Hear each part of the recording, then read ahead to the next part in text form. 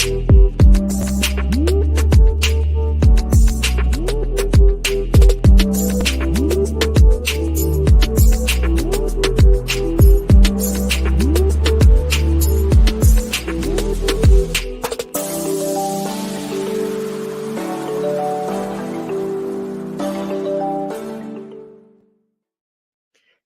everyone, and welcome to Dream Leapers with Harriette Cole. So today's guest is a very special treat. We have been talking about talking to each other for years, and we do actually talk when we see each other. We live very close to each other. So she is a delight in the neighborhood to run into, she and her family. But today we get the honor of bringing her on the Dream Leaper stage. Let me tell you who it is. Joining us today is a very special woman whom I know professionally and also, as I said, from our Harlem community. Our guest is a multi-talented artist known for her achievements as an Emmy-nominated actress, Grammy-nominated songwriter, and motivational singer and speaker. Many of you may know her as the daughter of the legendary singer, performer, actor Diana Ross and Motown founder Berry Gordy. I want to tell you, after overcoming personal struggles with insecurity and self-esteem, like so many of us, Rhonda now dedicates herself to empowering others through music, public speaking, and just generally sharing her infectious joy, helping people find emotional independence through the power of their inner voice. We're going to learn all about it. Please join me in welcoming Rhonda Ross. Hello, hello. Oh, I'm so happy. Me too. I was so excited. I tuned in early. I was like, "Where is she?" That was early. Early is much better than late. So early is much better than late. Yes. I admire you. I have seen you perform in a number of places. I remember being at the Apollo. I don't remember when it was because the whole world is different because of COVID. Yeah. I remember being up close at the Apollo and seeing you on stage and just your exuberance and gratitude for being present just emanates from you. Thank you. And you have a powerful voice, and I hear your mama in there too. Yeah, I get it honest. It's right there in the genes. When did you know that you were a singer, a performer? I get that question a lot, and it's interesting. Oftentimes when you are the child of someone who does anything, you grow up in that, and you often can see yourself in that role. But what was the biggest thing for me was when I realized it wasn't just about singing. It wasn't just about entertaining. It wasn't actually about entertaining at all. There was a force inside of me, a desire inside of me to share with people what I was learning in my life, learning about my own sense of self, my own sense of strength, my own self-love, all of those things. I wanted to share that through my songs. And that was a huge realization for me. That came 25 years ago, really, where I said, oh, it's not about just singing a pretty song or having a good voice or any of those things. It's about the content in the lyrics. What am I sharing? That's why I'm so thankful you called me what you called me, which was a motivational singer. That's why I like that title, because it's doing something. It's not just about let's go hang out and have a beer or whatever. It's doing something. It feels like what I get when I go to any kind of empowerment seminar or anything like that. You leave there feeling better than you did when you got there. And so that's really what I do in my music, or I strive to do in my music. And it was a good, 25 years ago that I realized that's what it is. That's what it is. So prior to that, were you performing, or what was your work before that activation happened? Yes. So yeah, all the way through my schooling years, I was both a singer and an actress. Okay. All the schooling and then university. And then it was shortly thereafter, it was in my early 20s that I Right. said, that's not, that doesn't fulfill me. There's something else happening here. There's something else that I'm wanting to happen here. There's something else that I go to music for. Mm. That was really the start. I realized I was going to music to be empowered, to be inspired, to learn, to know more about myself, to be more connected with myself after that song or after that concert, And so and I met my husband, who at Yeah. that time, Rodney Kendrick. How did you meet Rodney? Rodney Kendrick. We met at the Blue Note here in New Oh, York. wow. We met at the Blue Note. He was the musical director for Abby Lincoln. Oh. And Abby was one of those artists, matter of fact, that you would go to see and be bigger and deeper, and your mind has expanded after seeing her on the stage. Mm. And I was just so inspired by that. And so, yeah, in those early 20s years, I met Abby, I met Rodney, and I really started, I had done some writing before that, but I really leaned into my work as a songwriter. And the content of my songs was this empowerment, self-love, self-actualization, self-fulfilling work, and that's really what my work is. It's like empowerment through song, but the empowerment's the important part. Which is so important. Right now, I've been talking a lot and talking to people a lot about this moment that we're in. So it is, for those of us on the East Coast, it is winter. Yeah. And therefore, today it's not cold, but it's often cold. Yeah. And some people suffer from what they call seasonal affective disorder. That it's when it's gray, when it's cold, some people don't manage well. And then also, this is just a time where there's a lot of tension, a lot of challenge, which is why I am focusing more than normal on mental health and the fragility that many of us experience for lots of reasons. And I know that you work with people to help them engage their power and to work through challenges. Tell us about that work. Yeah, thank you for asking that. You use the word fragility. That is such a good word.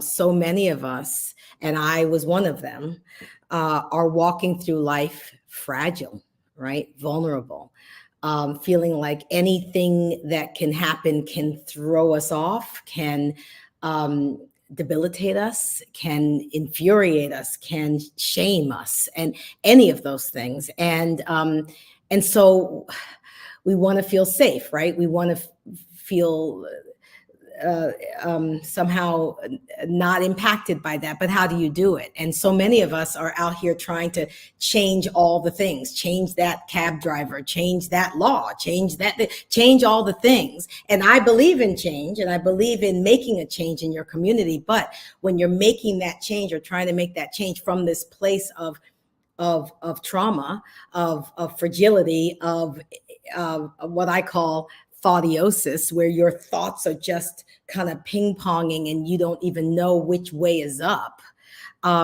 It's not possible. And so I found about 20 years ago, I started to embrace what I call the power of my inner voice, right? And what it is the idea that these things are happening. Things are happening. We are not crazy. Things are happening. Things we wish weren't happening, things we would like to change and stop from happening. But in the meantime, while they're happening, we are thinking that our feelings, how we feel, all these things I just mentioned, our fear, our pain, our trauma, is coming directly from the event, when what I realized is there is this space between the event and how we feel about the event. And in that space is our inner voice telling us how to relate to that event, how to filter, right? We're using our thoughts. And so what I realized is there is a way that we can shift our thoughts and help us to feel better for real.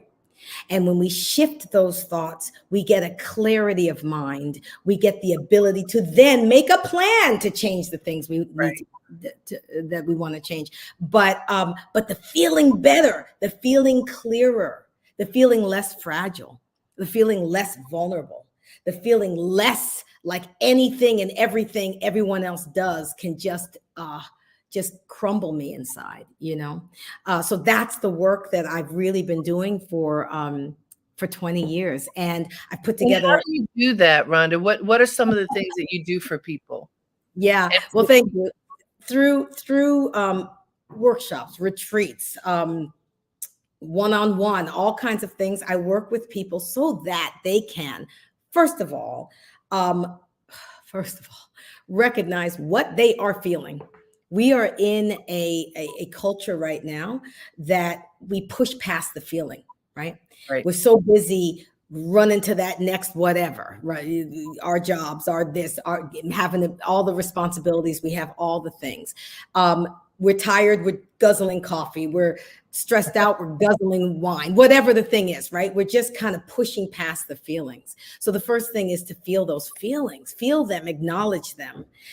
Accept that you have been under the stress of them, the duress of them, right? And we don't even give ourselves that space to do that. So you feel your feelings, but then you recognize that the feelings are not coming from the events. The feelings are coming from your thoughts. So what are those thoughts? What is your inner voice saying to you?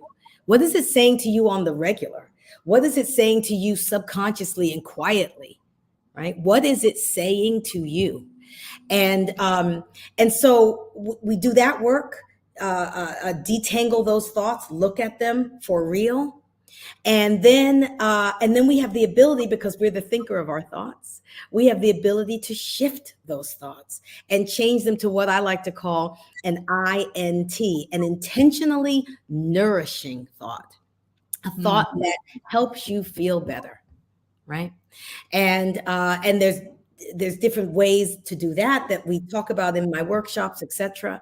And then once we have that INT, we have to keep it in our minds in a certain way. We have to make sure we don't forget it, right? Because what happens is you can get affirmations out of a book or whatever, but you can't remember them when things are happening, when you're being challenged in the moment. Challenge. Exactly. Yeah, you can't do it. So these are personalized and customized, and there's a way to keep it so it's kind of at the ready. And then what happens is it's like your own coat of armor, right? You have this ability to walk through the world, and the world is going to be the world. Things are going to be happening that we don't like. People are going to be out there saying and doing and all of those things, but we have this kind of armor around our hearts so that we can continue to, I like to call it emotional independence, right? We can have our own foundation that we feel fine. We are okay. And from that place, you can do anything. You can fight the powers that be. You can change your community. You can do anything from that space. But when you are not in that space, your feet are slipping on that slippery road. You can't grasp anything. I love that word, fragility. That's what I'm working to shore up. Yes. In each of us. Yeah. Absolutely. Hey guys, this is Dream Leapers with Harriette Cole. We are talking to the amazing Rhonda Ross about empowerment, and I hope that you all are listening very, very closely. One of the things that Rhonda just said is the INT, intentionally nourishing thoughts. Yes. Hear that again, y'all. Intentionally nourishing thoughts. I want to talk about intention, because in the space of all the things that we're going through, all of us go through emotions. Yeah. It may not always be a roller coaster, Right. but sometimes it is. And right through here, I've talked to a lot of people who are on the roller coaster. Yeah. But even if it's not that dramatic, Mm-hmm.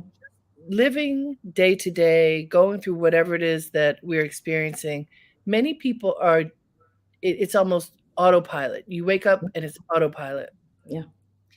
Intentional, being intentional is important, and it is not necessarily how people choose to behave, because that takes an extra step. Yeah. It's not just lumbering out of the bed and just going into whatever the experience is. It's saying, no, how do I get out of the bed? How do I engage my body? How do I engage my breath? How Yeah. do I approach whatever is before me? And so back to this fragility that I feel that many people are experiencing right now. And I want to just be very clear with everybody who is tuned in. Yeah. It doesn't matter who you are.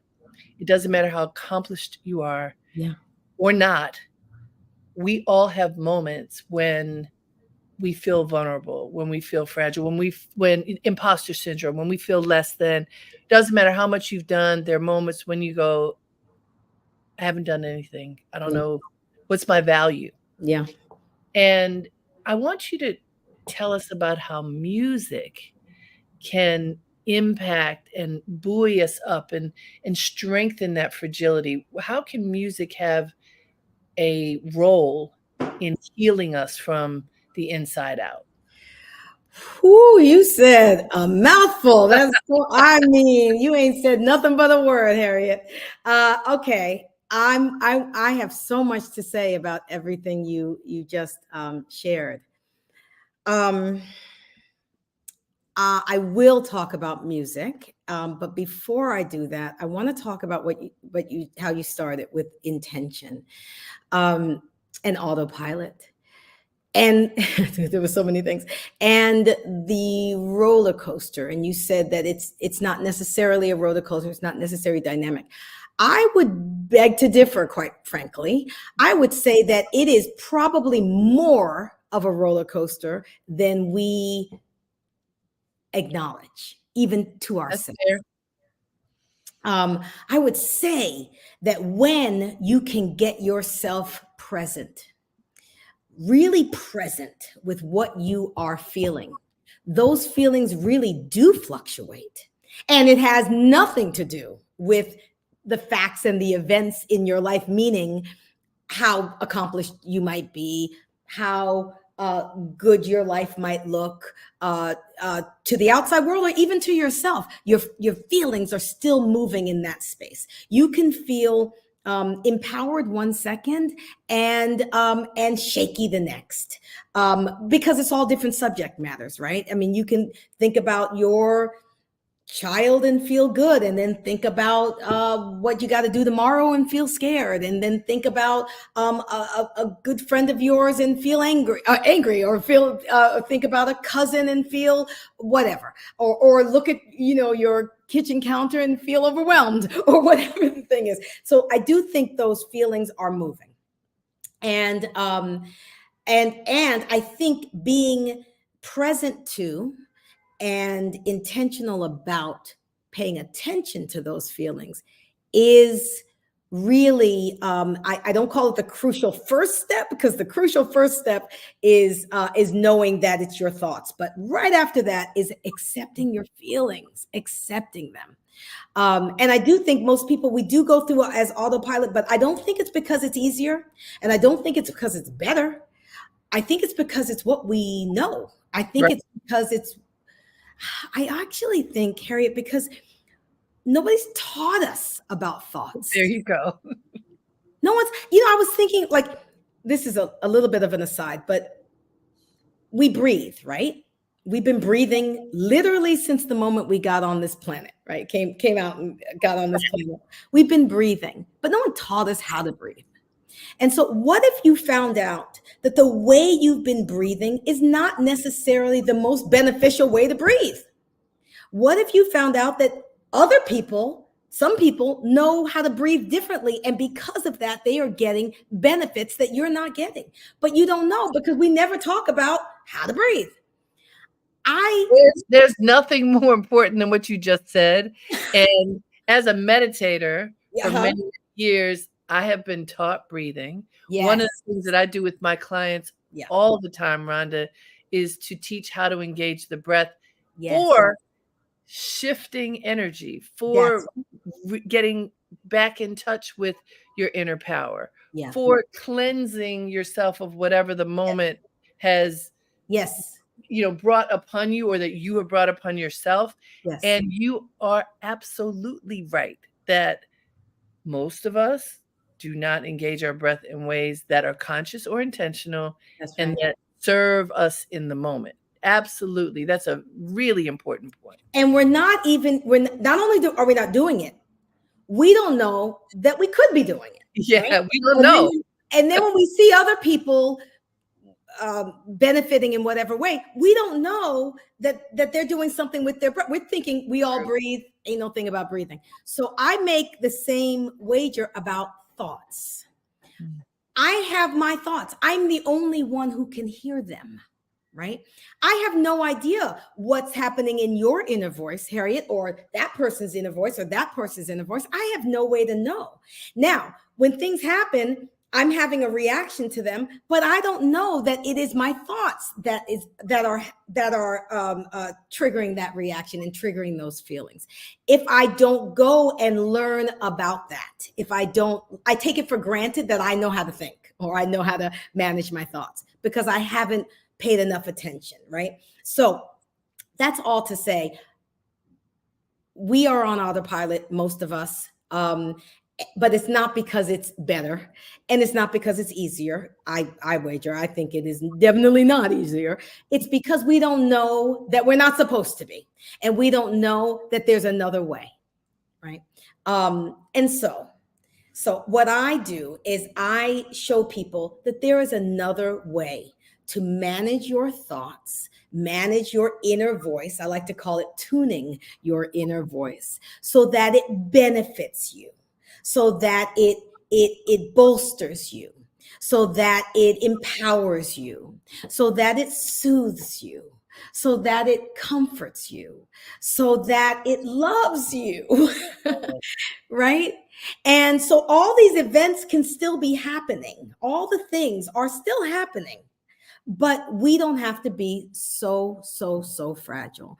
And it does take the first, the first step. It does take you acknowledging your feelings, feeling your feelings, and then recognizing what are the thoughts that you are having that are causing and triggering those feelings. What are your specific thoughts that do that, and then shifting them. And so on that point, yes, because I think that, look, we are going deep, folks. I hope you feel it, because that's what we're doing, and I think it's really important. Yeah, I do too. You have addressed this idea that it is your thoughts, and I think a lot of people would say, no, this happened. Yes, this thing happened. This person, because one of my most common things that I say, Rhonda, is when you start pointing your finger at somebody else or something else, wrestle it around and point it at yourself. And figure out what is your role and responsibility in it. And what, to that end, in your presentation, if it is your thoughts and you really can control your thoughts, then it isn't that these things didn't occur. Correct. Things happen, but how you think about what has happened 100% is where you gain power. Yes. I'm gonna 100%. Yes, I'm gonna share a story. It's relatively light. Let us know where we are first, because we're about to hear a story from Rhonda Ross, y'all. This is Dream Leapers with Harriette Cole. It is my honor to be in deep conversation with Rhonda Ross. We are talking about our thoughts, the power that we have to control, manage, uplift our thoughts. Rhonda Ross, tell us more.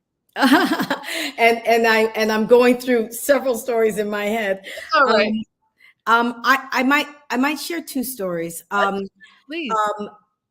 This one is relatively light, and I use it on purpose because I think it's important to see how, or important to practice this work with the lighter things before trying to jump into the deeper things. Just like taking a jog before you run a marathon, right? So you know this, Harriet. My son takes the bus to school, the public bus, and he takes a couple different buses. And the first bus, I noticed because I track him on my phone, I noticed that he had overshot his stop. And so this is, a few days ago. So I called him and I said, "What happened?" And he said, "Oh, I decided I wanted to try to go to the Dunkin' Donuts over here," like that. But it's early in the morning, and I'm not even sure if that Dunkin' Donuts is open at that time. But more than that, there's so many reasons why I didn't want to do that. But mostly, it made me feel unsafe. It made me feel like, oh my God, he's putting himself in harm's way, right? Mm-hmm. So this is an example. An event happened. It happened. He overshot his stop. He was walking in an area that I didn't think was a good idea for him to walk in at that time of day. And I got scared. So it's easy to say the event happened and I got scared. But what I know is that there is this space between the event and my feelings about the event. So I had to look at it. Right? I had to say, what are the thoughts that are triggering the feeling? I think it's the event that's triggering the feeling, but what I know is that it's the thoughts that are triggering the feeling. So I looked at the thoughts, and the thoughts are things like, he's not safe. He could be in trouble. I didn't teach him what I needed to teach him. I'm not a good mother. I missed my chance to show him things that he needs to know. He's vulnerable. He's fragile. Because of that, I'm vulnerable. I'm fragile. Now I'm angry. I'm angry that you're like, whoa, escalating. You are escalating. I'm angry at everybody. I'm angry at the bus driver. I'm angry at everybody, right? I'm blaming, like you said, pointing my finger at all the things that went wrong to get me to this place to feel like this, right? So once I say to myself, okay, it's the thoughts, can I shift those thoughts? And I had to sit there and do the work to shift them, find those INTs. And I found INTs like, my boy's always going to be safe. This is how you learn. He's been leaning on my awareness all this time. Now he's starting to develop his own.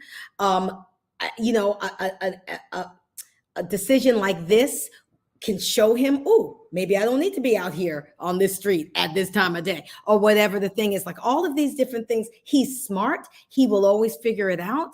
He's guided, all of these things. Those INTs cooled me out. So instead of calling or writing him and saying, how dare you? Why didn't you do it? What's wrong with you? I told you not to, you not to, but all of that stuff. I actually ended up writing him a text that said something like, you're always guided and you're always safe. Trust yourself. I ended up writing him that kind of a text, cooled me out, cooled him out. And it ended up being, a positive occurrence and event in our lives. I am so glad that you shared this, Rhonda. So glad. And I just want to add something to it. Yes.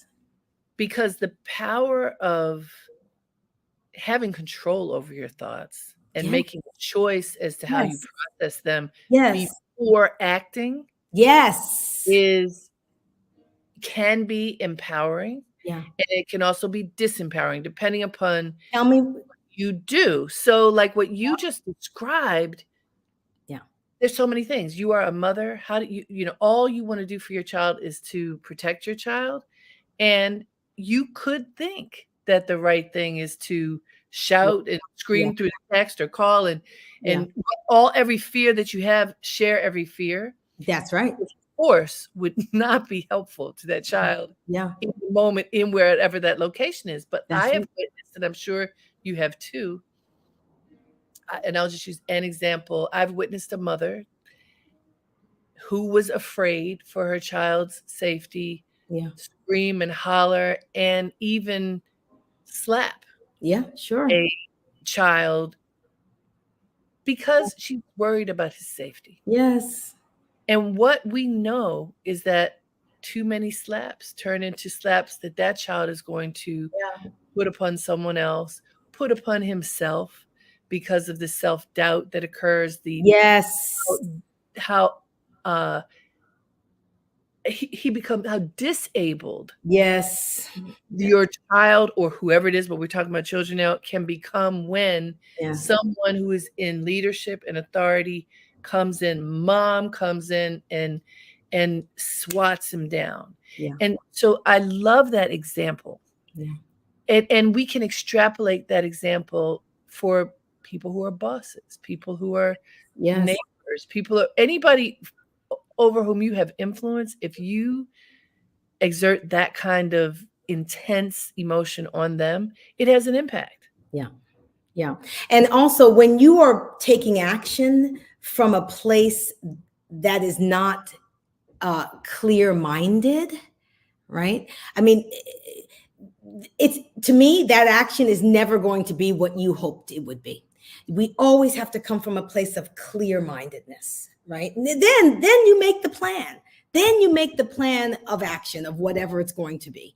But it's coming from a place, it's not coming from a place of having been triggered, right? You take that space and you recognize, okay, and like you said earlier, what role do I have in this? Okay, I didn't have any role in him getting off the bus. Right? And there's so many events, I mean, countless events in the world that we don't have control over those. And I'm not trying to say that we do. We don't. But there is a measure of control that we have directly after that event has come into our lives. How are we going to respond to it? How are we going to respond? I heard something the other day. You might already know this, and your viewers might know this, but when a doctor gives you a medication and they ask, you know, how did you respond to the medication? Or they usually mean, was it a positive outcome? But if you had a reaction to the medication, that's a negative outcome, right? So that difference between reacting to a situation versus responding to a situation, right? Situations are happening all day, every day, but how are we going to respond? We do have the ability, when we clear our minds and tune our inner voices, we do have the ability to respond in a way that is more beneficial to everyone, including ourselves, everyone, as opposed to reacting. Just and that process, I mean, because what you're really talking about is going through a process, working through whatever it is that happens in our lives. And some things you really do have to work through. Some things you just can keep on moving, and some things throw you or make you pause. And that pause is good. Pausing is good. Sometimes a pause, a silent pause, we stop talking and then reflect and figure out how to move forward is important. You know, one of the things that I do when things bother me, because I'm a writer first, is that I write. Yes. I recently had an experience that really was unpleasant with a close friend. And it hit me hard. And then I was like, what do I do with this? Yeah. What it spiritually knocked the breath out of me. And so then I started writing. Yeah. First, I was writing a letter, and I'm going to tell you how I feel, and that pointing that finger. And then I told myself my own lesson. Nope, point the finger back at me. Yeah. I realized that this writing became part of my process. I needed to get it out, but it didn't mean I needed to get it to that person. That's right. I needed to, and you know, going back to the music, like my daughter does her processing by listening to music. Yeah. When she's going through things, she will turn on certain music and really be with it. And that becomes like a spiritual cleanser for her, in a sense. And so I would love to go back to music. Yes, I was supposed to answer that before. we're doing great. I Yeah. love music because I know that you use music in healing. I I'd do. love for you to share, how do you do that, and what role do you believe that music has in the Yes. healing process? Yes, thank you, thank you. Yeah. So, back full circle. Yeah. So, yes, the first thing I realized, like your daughter, is that I go to music to feel better. I go there to feel better, and not just because I'm gonna, dance or whatever, but because there's something in the songs that I'm attracted to that reminds me of who I am and reminds me of my power. Gospel does that a lot.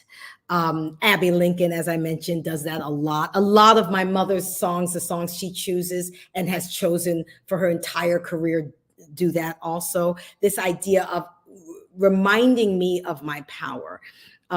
I tend to not be interested in the songs that are talking about woe is me and ain't nobody ever gonna do me right, and I don't know, and those kind of songs, right? So I noticed that as a young person, like your daughter, as a young person, I noticed that. And then as I became a songwriter, I started writing songs that would do that, take me on that journey from feeling bad to feeling better. And I would share those songs with my audiences and all of that. As I started to put together this process, this Tune Your Inner Voice process, the last part of it was one that needed to help me remember my INT, help me remember it so that it can be a quicker process. It doesn't have to be, I love therapy, I love all that stuff, but it doesn't have to be years of therapy, right? It could be something that I can grab. Oh, I feel scared right now. Grab it. Oh, God, that thing happened. I had a thought that made me angry. Deal with it right now, right in the moment, being present to it right in the moment. So I was looking for, how can I do that in this process? Like, how can I remember the INT and have it in my back pocket? And I said, of course, it's music. It's music. So I've created a thing called a songtra. It's a mix of a song and a mantra. And I help people create their own songtras that are specific to whatever issue that they come up with, whatever their inner voice. It's an antidote to whatever their inner voice has been saying to them. And they create a songtra that sticks in your head like any good song, good hook, a good jingle does, sticks in your head, and you can have it at the ready. So, your kid does something that makes you scared, you have your songtra to remind you. Your boss says something, the clerk at the store, you see something on the news, you have your songtra to remind you of who you are and that you're safe and that all is well. But it's a specific songtra to you. It's not just a generic affirmation, out of a book, right? It's specific to you and what your inner voice says to you. It's like you got to find that. You got to train yourself to fight that specific voice, because your voice is your voice. It's Right. only yours, and you're the only one who hears it. You're the only one who knows how to diffuse it, right? That's powerful. And I love the idea of the personalization of the song Yeah. track. And by the way, you do not have to be a professional singer in order to have your song track. Thank you. Thank you. It has actually nothing to do with singing at Right. all. Yeah. Thank you for mentioning that. No, it has nothing to do with singing, nothing to do with how good you think your voice is or isn't. Because first of all, you're playing that song in your mind. You're playing it in your mind. So yes, continue. I cut you off. Oh no, I'm sitting with that, and I think it's really powerful. I do a lot of work with AARP, and they did a study recently that shared that music can specifically aid in positive mental health, even as you age. Yes. It can help with memory, that it can help with joy. And I just want to remind folks now, when we are in these times when we need the songtra, we need the awareness that when we're feeling tender, when we're feeling Yes. fragile, when we're feeling agitated, Yes. whatever those feelings are, we don't have to fall into the abyss. We don't have to pass out. We Yeah. don't have to allow catastrophic things to happen to our being and our Yes. bodies. Yes. We can take action, which is why I love so much this work that you're doing, Rhonda, because it's about taking care of yourself and claiming action and not allowing yourself to perish, which is important. 100%. And it's not, so things are going to happen, but we get through the songtra, through all of that, we can retain our clarity of mind. So we're not reacting erratically, doing whatever. We are clear, and then we can respond. We can make a plan.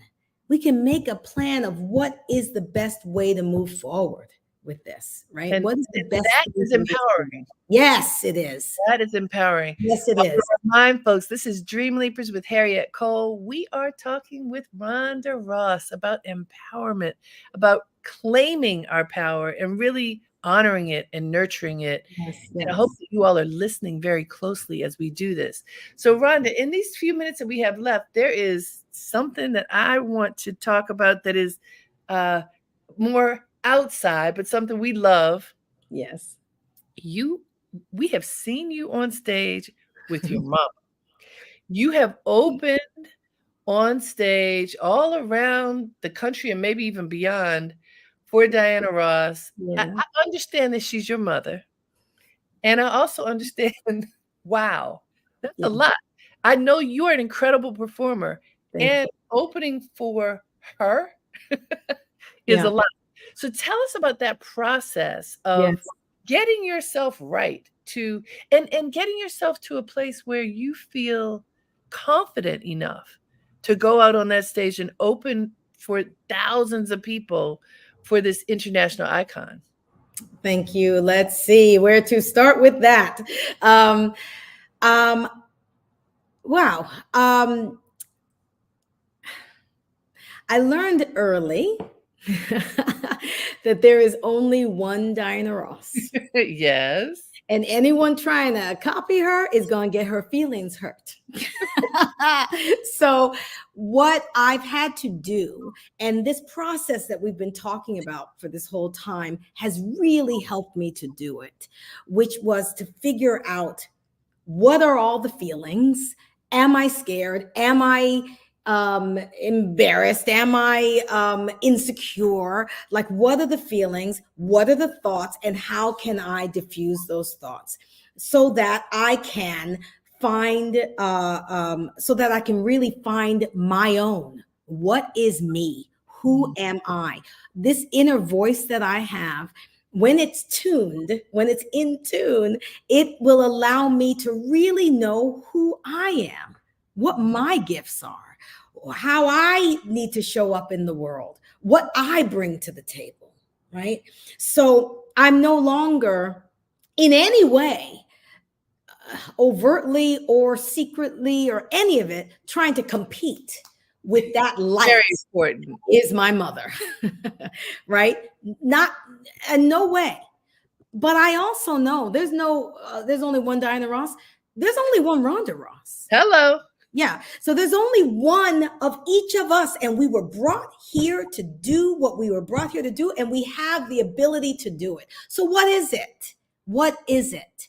And so over the years, and it's a daily process, it's a practice to continually hone it, look for it, find it, don't get swayed by it, don't get knocked down by somebody's comment on Instagram or whatever it is, to just keep saying, wait a second, what do I do? I'm going to work my way through this thoughtiosis. I'm going to ask myself the questions. I'm going to keep playing my songsters in my head, and remember who I am.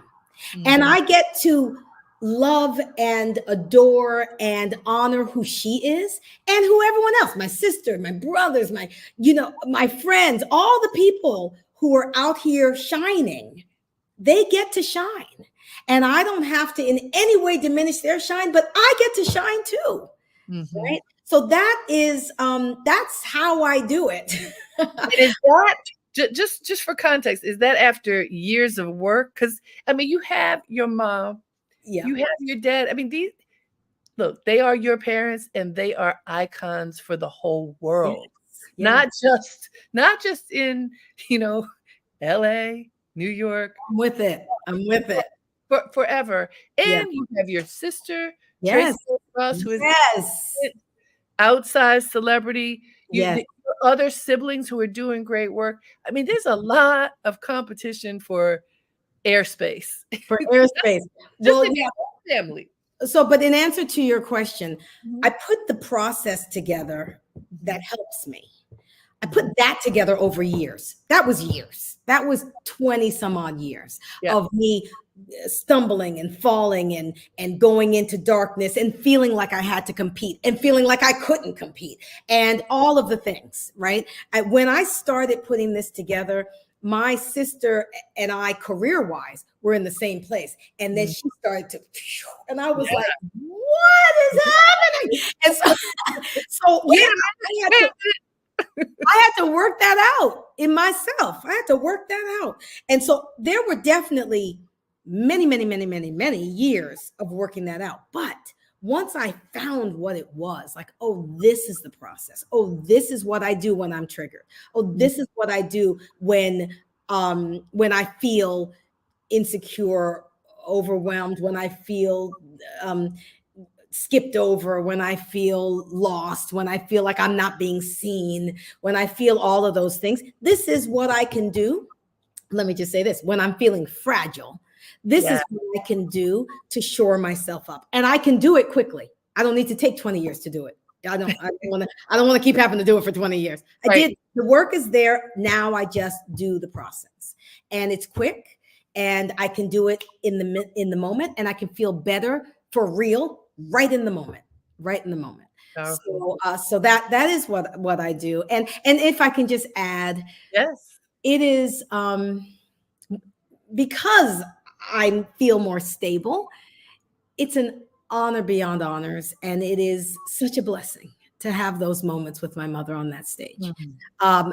I do open for her, but I don't just open for her. There's a duet that I wrote, a song called "Count on Me," that I wrote for her most recent record, and the last few months we've been singing that as a duet on stage together.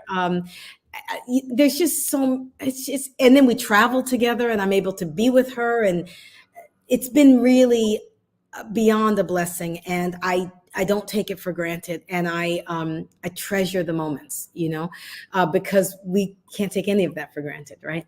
So that is that. But because I've done that, it would have been really easy to be sidetracked and be worried about competing and what do people think, and I don't know, all the things. But because I'm able to do the work and kind of move that out of the way, I'm able to just be present with the beauty of it and the blessing of it. I love that. We're about to be out of time, but I just want you to address, you are a wife and mother, beautiful family. Thank you. What can you tell folks who are tuned in about honoring family and taking that forward as you live your life?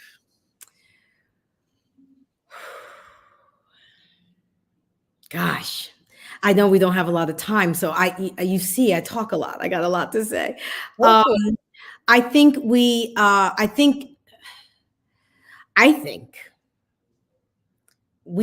all juggling many different hats, right? Like you said, wife, mother, entrepreneur, artist, all the different things.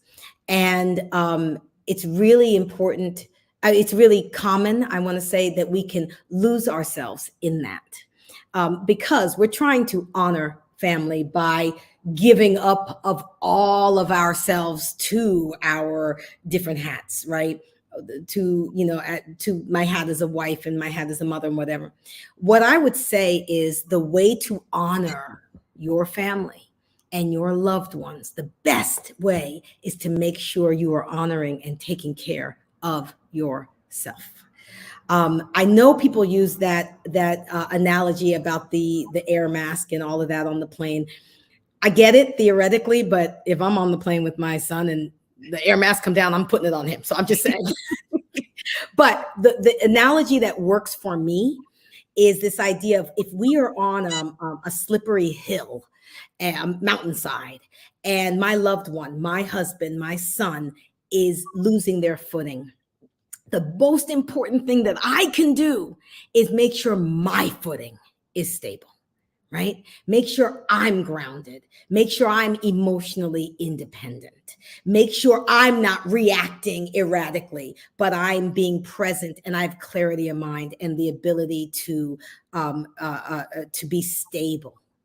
And then from that place, I can take care of my family. And so that is how I honor my family. And that is what I want to offer. Wow. And we appreciate you. Thank you so much for You. sharing your wisdom, your joy. We so appreciate you. How can people reach you?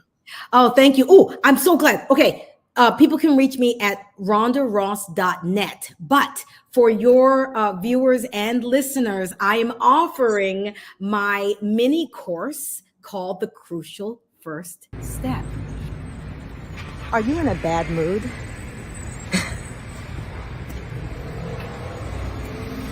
Are you not sure why you're in a bad mood? But frustrated and irritated? A little scared? Do you want to feel better?